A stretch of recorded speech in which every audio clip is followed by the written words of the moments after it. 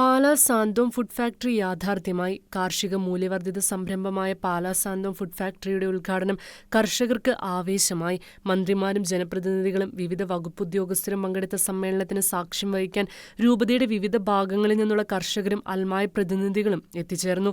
സമ്മേളനത്തിൽ പങ്കെടുത്ത മന്ത്രിമാരും ജനപ്രതിനിധികളും രൂപതയുടെ കർഷകരോടുള്ള പ്രതിബദ്ധതയെ ഏറെ ശ്ലാഘിച്ചു. മുണ്ടുപാലം സ്റ്റീൽ ഇന്ത്യ ക്യാമ്പസിൽ നിർമ്മാണം പൂർത്തിയായ ഫാക്ടറിയുടെ ആശീർവാദം പാലാ രൂപത അധ്യക്ഷന്മാർ ജോസഫ് കല്ലറങ്ങാട്ട് നിർവഹിച്ചു. മുഖ്യ വികാരി ജനറൽ മോൺസിനോർ ജോസഫ് തടത്തിൽ, വികാരി ജനറൽമാരായ monsignor Joseph Meleparambil, monsignor Joseph Kaniyodickal, monsignor Sebastian Vethanath എന്നിവർ സഹകാർമ്മികരായി. ഫാക്ടറിയുടെ ഔപചാരിക ഉദ്ഘാടനം മന്ത്രി പി പ്രസാദ് നിർവഹിച്ചു. തുടർന്ന് മാർ ജോസഫ് കല്ലറങ്ങാട്ടിന്റെ അധ്യക്ഷതയിൽ ചേർന്ന സമ്മേളനം മന്ത്രി വി എൻ വാസവൻ ഉദ്ഘാടനം ചെയ്തു.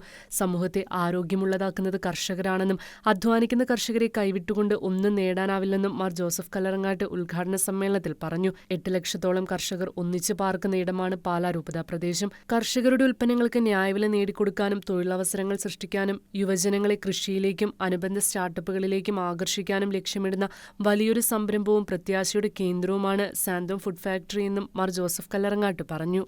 കർഷകര് ഏറ്റവും പ്രധാനപ്പെട്ട ഒരു വിഭാഗമാണ്. അവര് വിയർപ്പൊഴുക്കുന്നത് കുടുംബത്തിന് വേണ്ടി മാത്രമല്ല, അത് സ്വജീവിതത്തിന്റെ വിശുദ്ധിക്കും സമൂഹത്തിന്റെ നിർമ്മിതിക്കും വേണ്ടിയാണ്.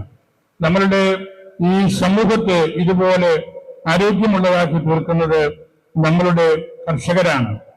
അവരെ കൃഷിയിടങ്ങളിൽ വലിയ ദുർഗന്ധങ്ങൾ അനുഭവിക്കുന്നവർ കാണും. ഒരുപക്ഷെ വളങ്ങളുടെ സമൃദ്ധി മൂലം ജീർണിച്ച ഇലകളും മറ്റു ചെടികളുമെല്ലാം വഴി അവര് വളരെയേറെ വിഷമിക്കുമ്പോഴും അവരുടെ അധ്വാനമാണ് നമുക്ക് നല്ല ആരോഗ്യവും പ്രതീക്ഷയും നൽകുന്നത്.